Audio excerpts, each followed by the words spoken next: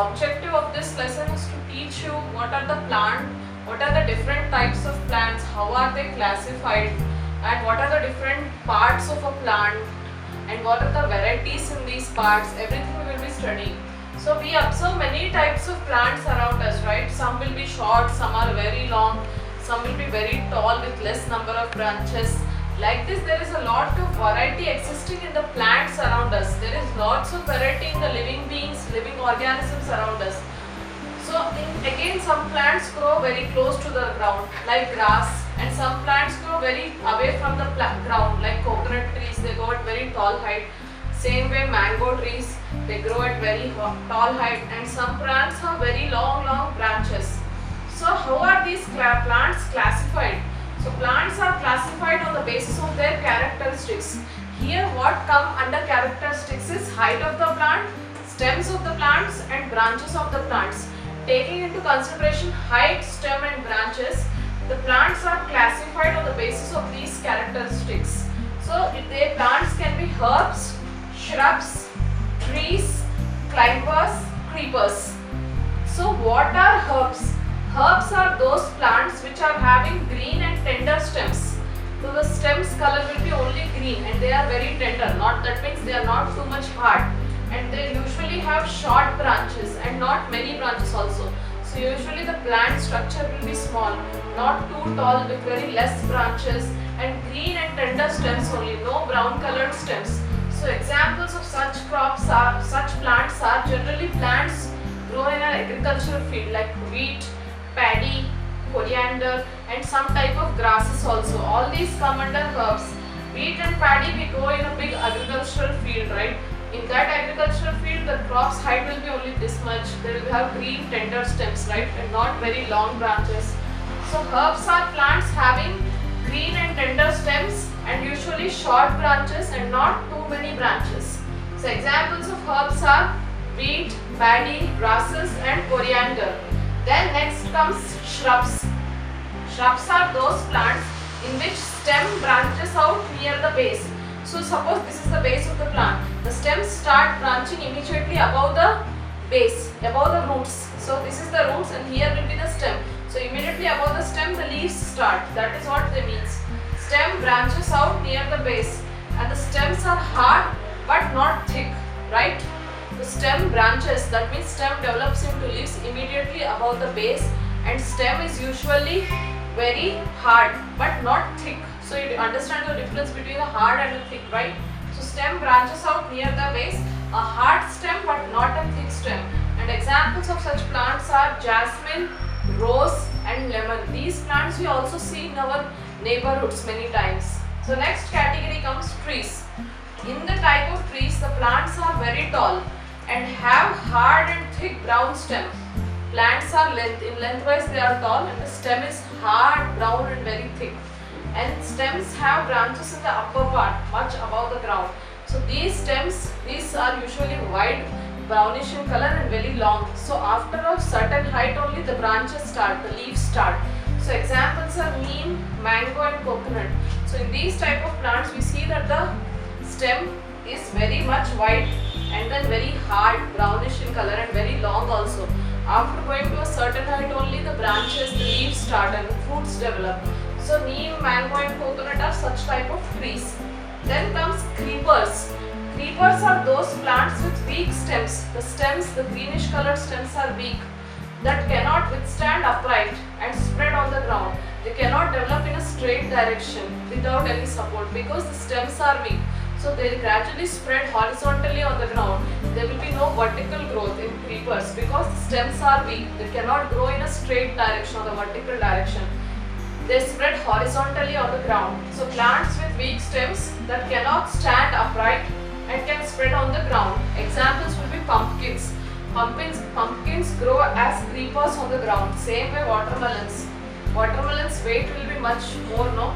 So that is the reason the stems cannot grow in a greater height and cannot withstand the weight of the pumpkin or watermelon on the stems. That is the reason they grow as creepers on the ground and they spread horizontally. Next, the last category is climbers variety.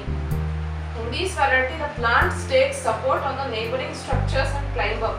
Same way here also they have weak stems and cannot climb on their own. They take support on the neighboring plants and then climb up.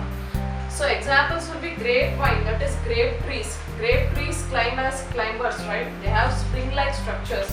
Then cucumber, money plant and beans plant. Money plant also, if we hang it to any thread or any stick, it grows with taking the support of that in that direction. So these plants are usually grow by taking support on the neighboring structures. Suppose if you put a stick like this to the plant, so that beside the plant, so the plant will take support of this stick and grow. So that is how climbers are. Climbers examples are grapevine, cucumber, money plant and bean plant. So in a typical structure of a plant, you see a branch, long stem. Then you see that these are the roots which are below the ground in the soil. You see leaves and fruits and flowers as well. So now in detail we will be studying about these parts of a typical plant. In typical parts of the plant, the first part we will be learning about is stem. So stem usually grows above the ground, right? Where the root ends and above the soil, stem starts to grow. So grows above the ground and then it forms the structural framework of the plant. The main structure of the plant is stem and it bears fruits, leaves, buds and branches. So stem bears branches, leaves, flowers, fruits and buds. And node is a point from where branches or leaves grow from the stem is known as node. Node is the point on the stem where the branches or the leaves start to grow from the stem. So internode is the portion of stem between two consecutive nodes. The point between two consecutive nodes is known as internode. So what are the functions of the stem?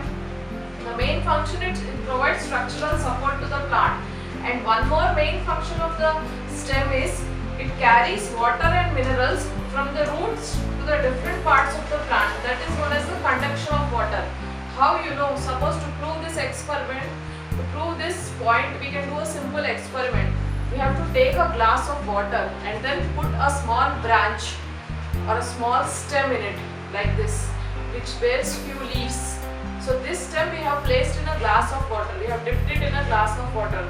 And then we can add some amounts of red colored ink or any other colored ink to it. Like red color you can add, or you can add blue color ink. Then what happens? Leave it like that for one day after adding the ink. The next day what you observe is the leaves of this stem will take some of its color.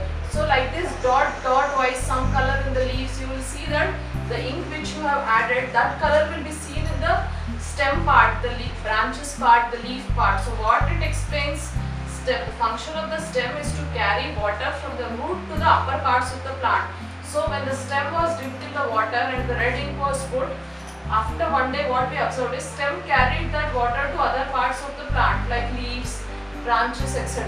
So while the water was getting transported vertically up, the red ink color also got transported up and was seen in the different parts of the stem. So the main function of stem is conduction of water. It carries water and minerals from the roots to different parts of the plant. So if you have added one color ink, the next day the stem will get that colored ink. But what can you do? You can put one stem, you can take one stem and two glasses of water, two different colored inks, and dip one branch here and one branch here. So at that stage what happens? You will get both colored. Suppose you have taken a glass of water here and you have taken a glass of water here.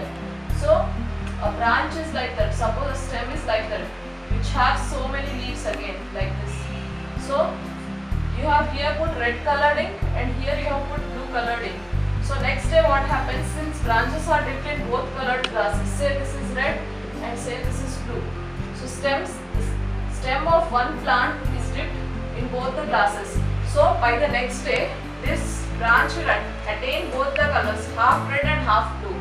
So not only one colored ink, you can put both colored ink also and observe like this. So if you have put in a single colored ink, you have put a single colored ink, by the next day in the process of conduction of water, that is transportation of water vertically from roots to other parts of the stem attains, the leaves attain this color. But if you put the stem two parts, if you cut the stem in two parts and put it in two different you observe is this branch or this leaf will attain both the colors half. It will get both red as well as blue.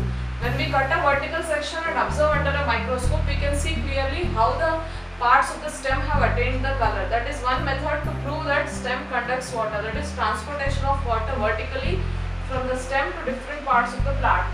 Then sometimes stems get modified for food storage in some plants. Example, ginger, potato and turmeric. In this ginger, potato and turmeric plant, this is actually we think this is the fruit of the plant, but this grows in the root part, right? So it grows below the soil, that is in the roots. So that is nothing but a modified stem which grows below the soil, and it stores the food also.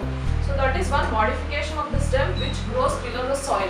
So usually stems are grown above the soil, right? But in this case the modification is that the stem part grows below the soil. So this ginger, turmeric and potato grow usually in the root part, and they store the food also, they store the starch also. So that is how it is about the stem.